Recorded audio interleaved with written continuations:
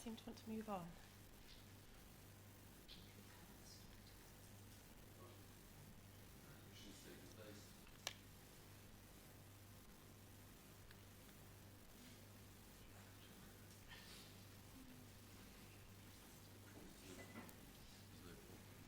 Oh, there we go.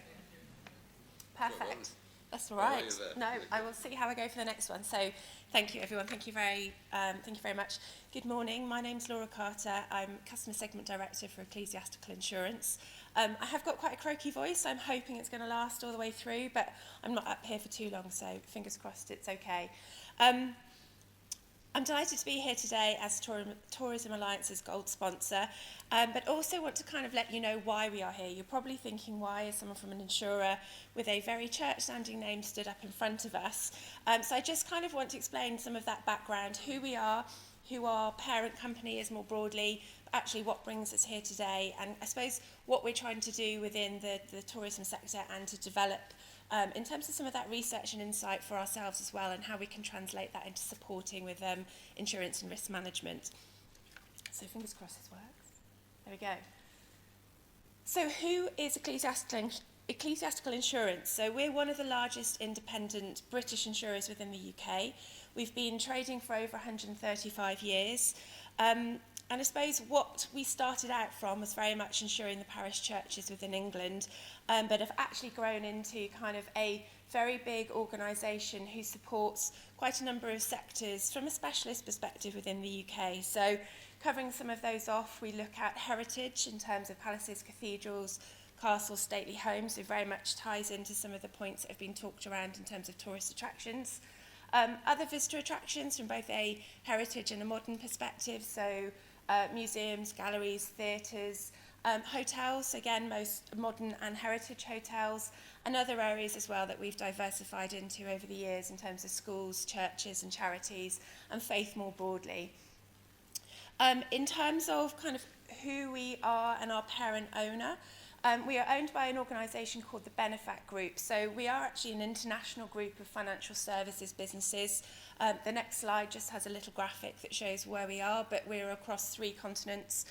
So the UK, Ireland, but also Canada and Australia, where we trade under a different name. But I suppose that the big point about who we are and what differentiates us from other insurers is that we are owned ultimately by a charity. So all of our available profits go back to charity, which really does set us out differently to other insurers within the UK. So the Benefat Group, as I touch on, we are made up kind of 30 plus specialist financial businesses. So that will be insurance, it'll be investments, and it'll also be within broking and advising. As I say, we work across 3 continents.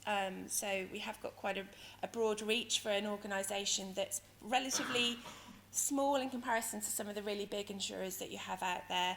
And ultimately, the thing that we're most proud of, and my colleague Dan, who's with me today, are most proud of, is that we're the 3rd largest corporate donor within the UK. So those profits that I mentioned that go back to charity actually now put us kind of within 3rd. We were 4th back in 2022, so we moved up in 2023. So from that perspective, it's something that we're really proud of. Our parent is owned by the Benefat Trust. That's our registered charity, so they're the one who ultimately have that control of where those donations go. And over the years, we've donated to 10,000 charities. So again, we have quite a broad reach where we go, and that's across all of those territories I mentioned that we cover.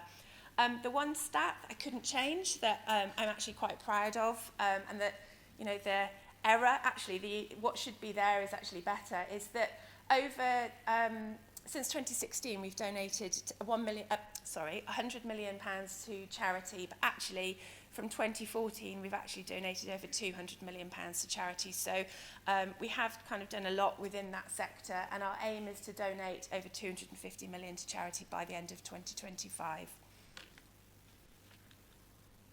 But why am I here today? The question that I'm sure you're all asking. So the reason I'm stood here today is because last year we launched a new product within the leisure sector. So we're starting out relatively small.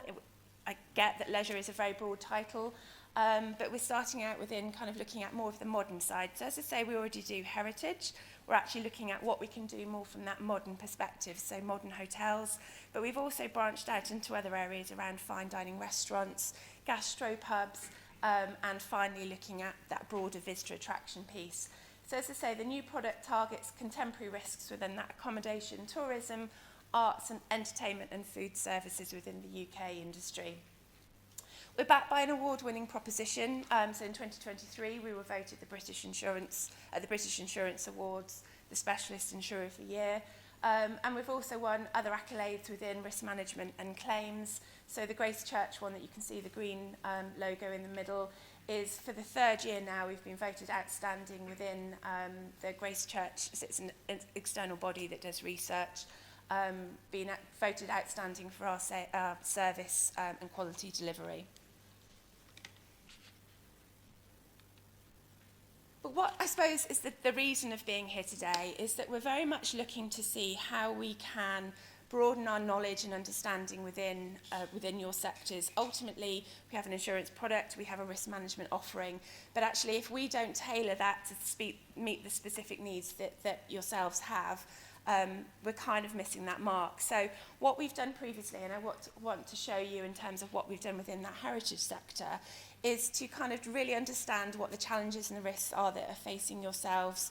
And I suppose from this perspective, tying in some of those challenges with the tourism sector as well. So back in 2023, we conducted some research with an external body, a company called FWD Consulting, looking at some of the real risks and challenges that we're facing in the heritage sector and more broadly kind of the tourism sector, I suppose for this point and in the next 12 months.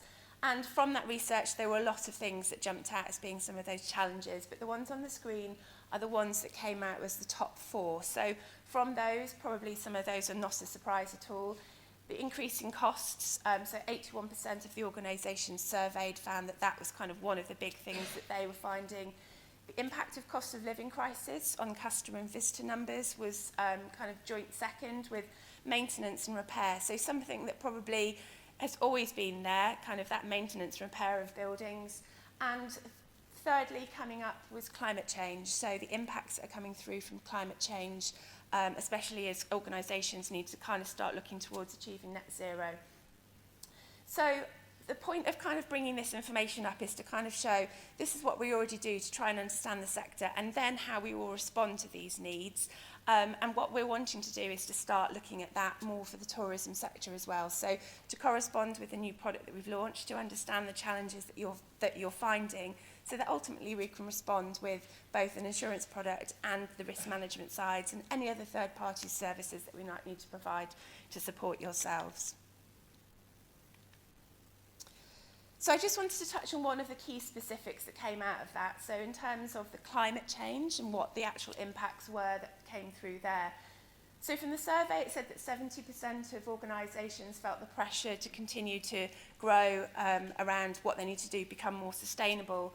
And just some of the examples on the screen kind of show the changes that have happened between 2022 and 2023. So where there's no dark blue band was that it was something that wasn't even reported back in 2022. And to really understand some of the challenges. So for the top 3 that stand out, probably around energy consumption, sustainable energy sources, funding of energy efficiency. Those really are ones that, are probably quite straightforward tangibles that can be achieved, but also it ties back into that cost of living crisis piece. Ultimately, if you can get some of these pieces right, then actually it helps with some of those longer term costs going forwards more broadly. So it's just to kind of show the types of research that we do and therefore what we can do to respond to that off of the back of it, which I'll just take you into just some high-level examples of that going forwards. So climate change in terms of what we do as an insurer. So going from top left, we work with a third-party company called ISO Energy.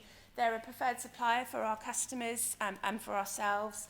And they essentially provide a free telephone conversation above other things to really kind of help customers understand what those challenges are and what they can do to start to address some of their climate change issues.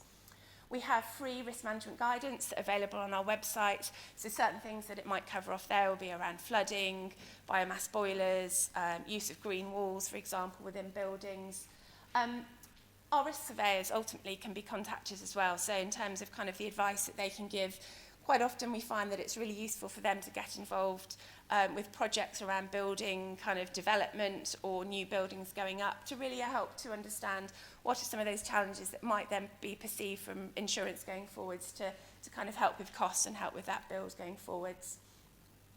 As an organisation, we write something called the Positive Climate Action Report. So this is done by our parent group. And really just putting that up there in terms of some of the examples that we use in those actually are very straightforward and can be easily replicated. So again, to help organisations with some of those challenges that they might find themselves, actually, what have we done and what might be of benefit for other people to look at as well.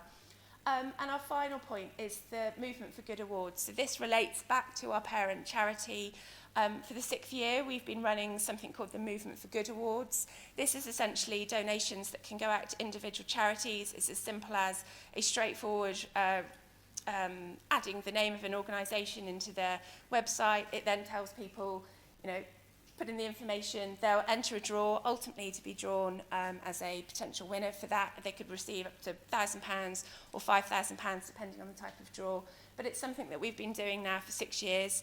£1 million a year goes towards that, but actually we've done a lot with environmental charities there as well. So Surrey Wildlife Trust, for example, has been a charity that have benefited from it. So it's just to show kind of the things that we do that aren't necessarily the straightforward insurance product, but actually is something that supports around it in our broader proposition.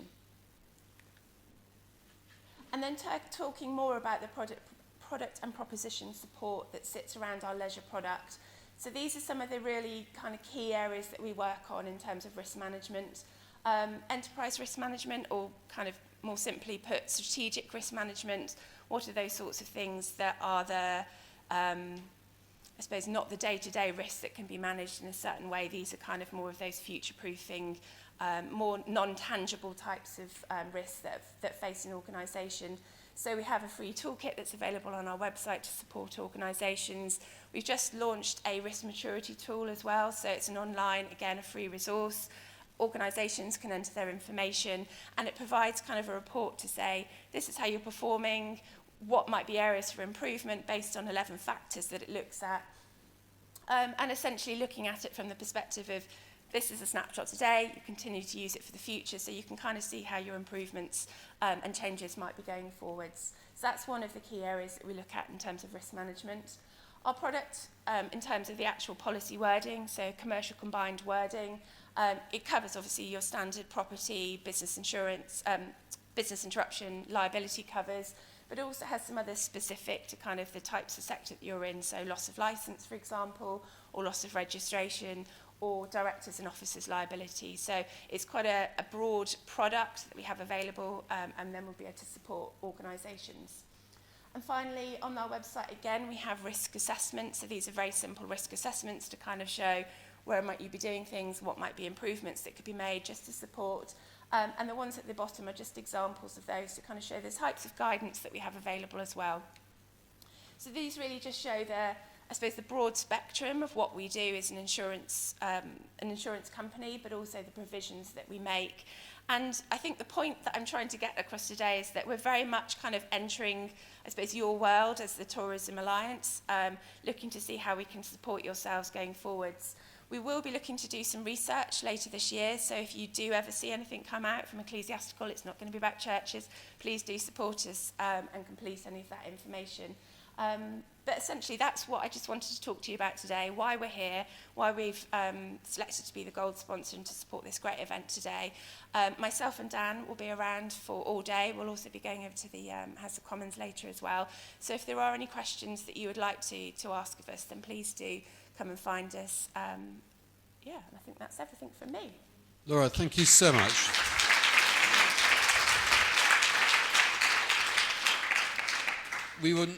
This event wouldn't take place without sponsors, so thank you so much. No, no. And